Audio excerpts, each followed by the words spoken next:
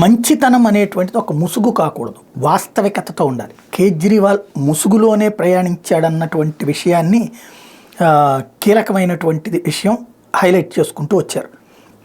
అందులో తను చాలా మంచిగా నటించాడు అనను. మొదట్లో మంచిగానే ఉండాలనుకున్నాడు, మంచిగానే చేసుకొచ్చాడు. కానీ క్రమంగా ఎటుకు వెళ్ళిపోయాడు అతను, ఎక్కడికి దేంట్లో దూరాడు అతను అంటే చేసిన తప్పు ఏంటంటే వేరే చోట్ల ఎన్నికల్లో గెలవాలంటే డబ్బు అవసరం అన్నటువంటి. ఢిల్లీలో కూడా ఒకప్పుడు డబ్బు అవసరమే, కానీ ఢిల్లీ ప్రజల్ని మార్చగలిగాడు కదా.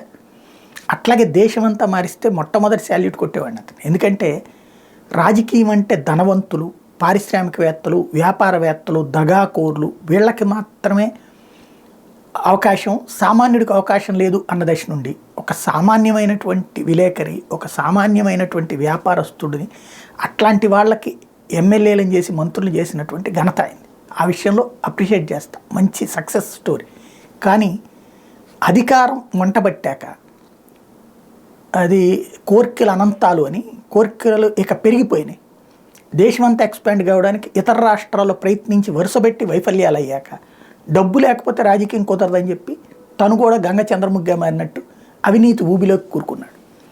ఇది మొదటి దశలోనే అది బీజేపీ సెంటర్లో ఉండటం ప్లస్ బీజేపీని టార్గెట్ చేయడంతో ఇరుక్కున్నాడు. రెండవది దేశ ద్రోహులతో చేతులు కలపడం, చివరికి ఒక సోరోస్కి అమ్ముడు పోవడం లేదా సోరోస్ కోసం ఇక్కడ పనిచేయటం. అంటే తను ప్రధానమంత్రి కావాలన్న కోరికతో దేశ ద్రోహులతో చేతులు కలపడం అనేటువంటి అత్యంత ప్రమాదకరం.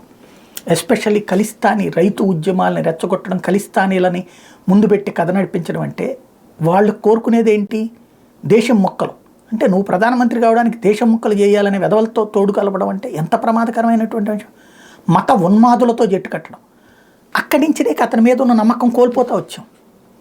మిగతా రాజకీయ నాయకుడి కంటే చాలా ప్రమాదకరమైన నాయకుడు, మంచితనం ముసుగులో ప్రమాదకారిగా మారినటువంటి వాడు, మంచి నుంచి చెడు వైపుకి మారినటువంటి వాడు. ఇప్పుడు ఈ కేజ్రీవాల్ గారు చివరికి ఏ వ్యవస్థలను అయితే వ్యతిరేకించాడు అదే వ్యవస్థలు తను చేసుకొస్తున్నాడు. అవినీతి తప్పు అన్నాడు, ఇవాళ అవినీతి చేసుకొచ్చాడు.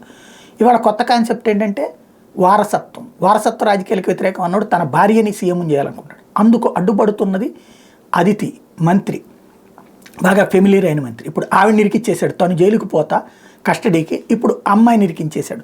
తాజాగా అతను ఇచ్చినటువంటి స్టేట్మెంట్ ఏంటయ్యా అంటే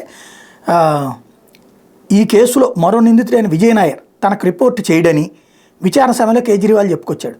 మంత్రులు అతిషి, సౌరభ్ భరద్వాజులకు మాత్రమే అతను నివేదించేవాడు అని ఎస్వి రాజు న్యాయస్థానం దృష్టికి తీసుకొచ్చారు. ఏది అడిషనల్ అడ్వకేట్ జనరల్. అలాగే events company only much louder CEO Vijay నాయర్ని ఈ కేసులో 2022లో అరెస్ట్ చేశారు.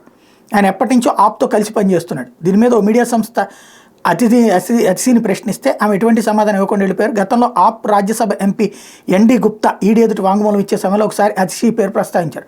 గోవా పార్టీ ఎన్నికల ఇన్ఛార్జిగా ఆమె పనిచేశారని వెల్లడించారు. తద్వారా ఈ మొత్తం ఇప్పుడు వాస్తవంగా ఏంటంటే కేజ్రీవాల్ జైలుకి వెళ్ళినప్పటి నుంచి మిగతా మంత్రులందరూ భయపడిపోయి సైలెంట్గా ఉంటే అతిశీనే ముందొచ్చి నడుస్తోంది. ఇప్పుడు ఆవిడ్ని ఇరికించిపోయాడు. అంటే తద్వారా ఆవిడ్ని వ్యతిరేకంగా చూస్తే ఇక ఫైనల్గా ఎవరవుతారు? వాళ్ళ ఆవిడ అవ్వాలి. కేజ్రీవాల్ భార్యకి అడ్డు లేకుండా చేసిపోయాడు అనమాట.